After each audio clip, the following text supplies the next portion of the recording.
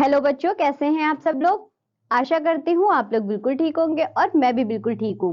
मैं हूँ आपकी हिंदी व्याकरण की अध्यापिका। मेरा नाम है सोनम खान। आज पढ़ेंगे हम पाठ नंबर 9 जिसका नाम है संज्ञा यानी नाउन। तो आइए बच्चों पढ़ना शुरू करते हैं।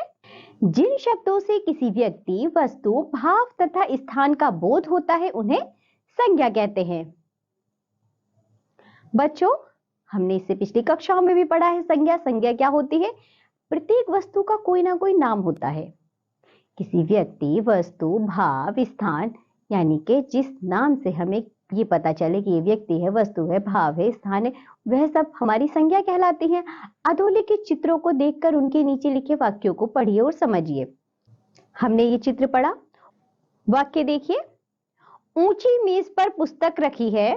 दूसरा वाक्य है आगरा में ताजमहल है। उपरोक्त दिए गए वाक्यों में मेज, पुस्तक, आगरा तथा ताजमहल किसी वस्तु, व्यक्ति, स्थान तथा भाव के नाम का बोध करा रहे हैं। यही संज्ञा शब्द कहलाते हैं। जैसे बच्चों जो हमने वाक्य पढ़ा है, ऊंची मेज पर पुस्तक रखी है। जो मेज है वो हमें पता चल रही है किसी वस्तु का नाम है, तो ये संज्ञा है। पुस्तक, पुस्तक भी किसी वस्तु का नाम है, तो ये संज्ञा है। जैसे आगरा, आगरा बच्चों किसी स्थान का नाम है, तो ये संज्ञा है। ताजमहल किसी इमारत का नाम है, तो ये भी एक संज्ञा है।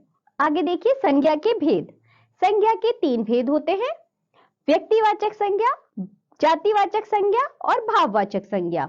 व्यक्तिवाचक संज्ञा, जो शब्द किसी व्यक्ति, प्राणी, वस्तु या स्थान विशेष का बोध कराते हैं उन्हें व्यक्तिवाचक संज्ञा कहते हैं। जैसे व्यक्ति में देखिए मोहित, अरुण, अभिषेक, कविता, हर्ष, प्रिया इत्यादि।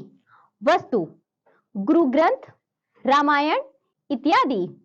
स्थान मुंबई, हरिद्वार, जयपुर, शिमला इत्यादि। जातिवाचक संज्ञा, जब कोई संज्ञा शब्द किसी समूह अथवा जाति विशेष का बोध कराता है उसे जातिवाचक संज्ञा कहते हैं। जैसे पर्वत, देश, नगर, पुरुष, लड़की इत्यादि। जातिवाचक संज्ञा के 2 भेद होते हैं: द्रव्यवाचक और समुदायवाचक। सबसे पहले देखिए द्रव्यवाचक संज्ञा। जिस संज्ञा शब्द से किसी पदार्थ अथवा द्रव्य का बोध होता है उसे द्रव्यवाचक संज्ञा कहते हैं। जैसे पानी, लोहा, दूध, मिट्टी, सोना, चांदी, लकड़ी, पीतल इत्यादि। समुदायवाचक संज्ञा, जिस संज्ञा से किसी समूह या समुदाय का बोध होता है उसे समुदायवाचक संज्ञा कहा जाता है। जैसे कक्षा, टोली, भीड़, सेना इत्यादि। भाववाचक संज्ञा, जिस संज्ञा शब्द से किसी व्यक्ति या वस्तु के गुण, दोष, भाव अथवा दशा इत्यादि का बोध हो उसे भाववाचक संज्ञा कहते हैं। जैसे मिठास, प्यास, हंसी, बचपन, माधुर्य इत्यादि। कुछ संज्ञा शब्द मूल रूप से ही भाववाचक होते हैं। जैसे सत्य, दया, ज्ञान, जन्म इत्यादि। भाववाचक संज्ञा बनाना। भाववाचक संज्ञा का निर्माण 5 प्रकार से किया जाता है: जातिवाचक संज्ञा से, सर्वनाम से, विशेषण से, क्रिया से और अव्यय से। बच्चों इन सभी से भाववाचक संज्ञा बनाई जाती है। जातिवाचक संज्ञा से भाववाचक संज्ञा बनाना। देखिए इधर हमें कुछ जातिवाचक संज्ञा दी गई है, किस तरह उनसे भाववाचक संज्ञा बनती है।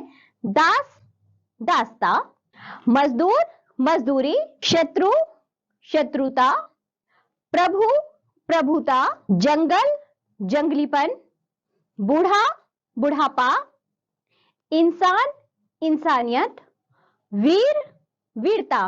सर्वनाम से भाववाचक संज्ञा बनाना। जैसे स्व से स्वत्व, अपना से अपनापन, मम से ममता, निज से निजता या निजत्व, सर्व से सर्वस्व, अहम से अहंकार। विशेषण से भाववाचक संज्ञा बनाना।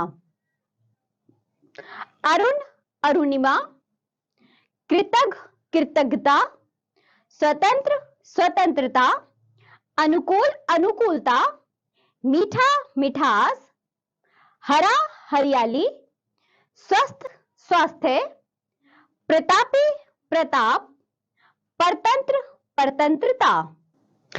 क्रिया से भाववाचक संज्ञा बनाना, जैसे हंसना, हंसी, चिल्लाना, चिल्लाहट, घबराना, घबराहट, गाना, गान, पढ़ना, पढ़ाई, दौड़ना, दौड़, बोलना, बोल, लड़ना, लड़ाई, रोकना, रोक, सजाना, सजावट, मारना, मार, बढ़ना, बढ़ोतरी।